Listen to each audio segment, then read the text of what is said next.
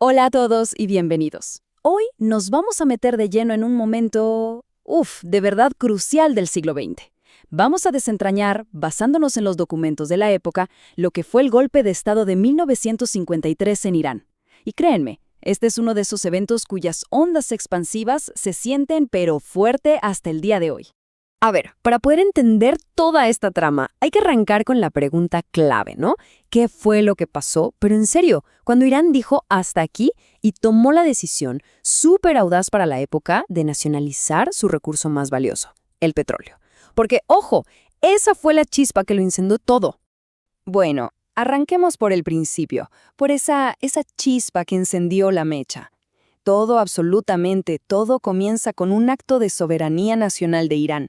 Una decisión que, si bien era totalmente legítima, los puso en un rumbo de choque directo, pero directo, con las grandes potencias de ese entonces. Era casi inevitable. Miren, aquí tenemos una línea de tiempo para ubicarnos rapidito. En el 51, el gobierno de Mohammad Mossadegh nacionaliza el petróleo. ¡Boom! Para finales del 52, van por más y nacionalizan teléfonos y la pesca. Y ya para 1953, la respuesta estaba en marcha. Estados Unidos y el Reino Unido ya estaban planeando cómo sacarlo del poder. Así de rápido se movió todo. A ver, para que estemos todos en la misma sintonía, ¿qué es eso de nacionalización? Es simple en realidad. Significa que un gobierno toma el control de una industria que antes era privada. En este caso, Irán básicamente dijo, oigan, este petróleo que está sacando la compañía británica Anglo-Iranian Oil es nuestro, es del pueblo iraní. Así de claro. Y bueno, como se podrán imaginar, una jugada de ese calibre no le cayó nada bien a todo el mundo. Para nada. Y eso nos lleva directamente a la reacción imperial. Vamos a ver, según los documentos, cómo respondieron el Reino Unido y sus aliados a lo que ellos vieron como un ataque directo a sus bolsillos y a su poder en la región. La reacción no se hizo esperar y fue personal, directa contra Mossadegh. Los documentos describen cómo la imagen de este hombre cambió, literalmente, de la noche a la mañana. Pasó de ser visto como un líder democrático, progresista, a ser retratado en todo el mundo como un comunista peligroso, un dictador, una campaña de desprestigio en toda regla. Y ojo, porque la presión no fue una sola cosa, fue un ataque por todos los frentes. Piensen en esto. Le pusieron un bloqueo naval a su refinería más importante. Le metieron sanciones económicas durísimas, hasta en el azúcar y el acero. Le prohibieron vender su propio petróleo, imagínense, y para rematarle congelaron toda su plata en los bancos británicos. O sea, fue un intento de asfixia total, económica y diplomática. Pero, ¿saben qué pasó? A pesar de todo ese ahogo, el gobierno iraní no se doblegó. Y como la presión económica no fue suficiente, bueno, se pasó al plan B.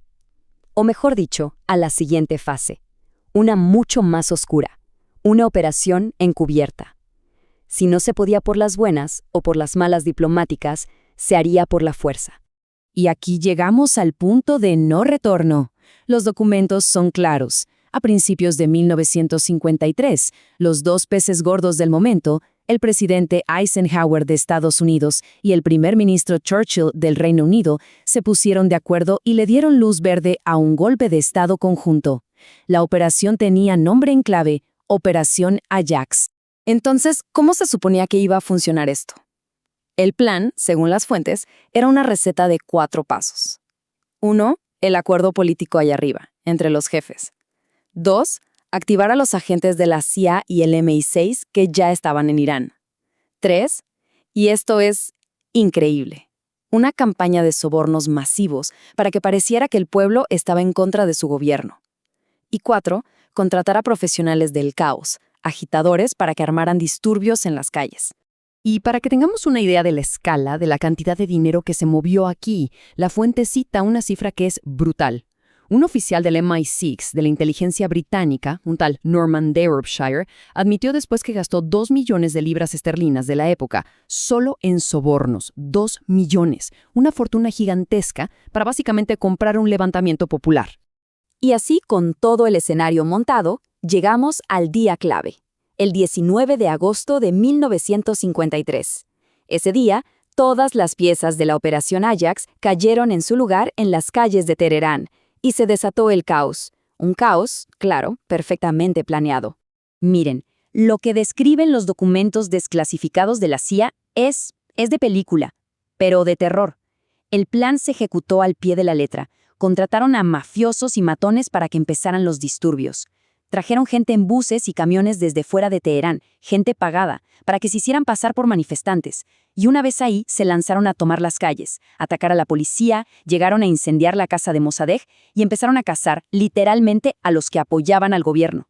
El costo humano de ese día de caos orquestado fue terrible.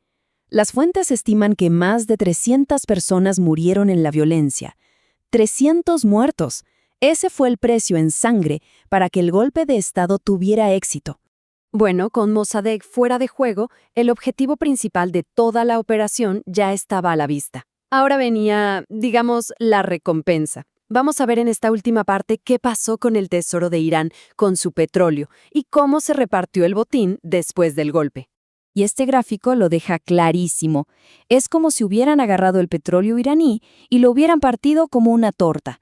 Miren esto, el 40% volvió a la compañía británica de siempre, otro 40% para un grupo de 5 compañías de Estados Unidos, y lo que sobraba se lo repartieron entre holandeses, británicos y franceses. En resumen, el control del petróleo iraní volvió completito a manos extranjeras. Pero la cosa no terminó ahí, ni de cerca. Las consecuencias políticas fueron enormes y duraron décadas. En el poder pusieron al Shah, quien gobernó Irán como un dictador por casi 40 años, y ese gobierno, impuesto a la fuerza, fue la semilla de muchísimos conflictos que vinieron después, incluyendo, claro, la Revolución iraní de 1979. Y todo esto nos deja con una última pregunta, una para reflexionar de verdad.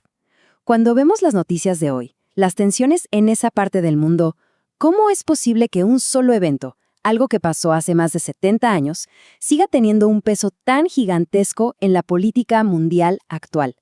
Es una historia que, como vemos, está lejos, muy lejos de haber terminado.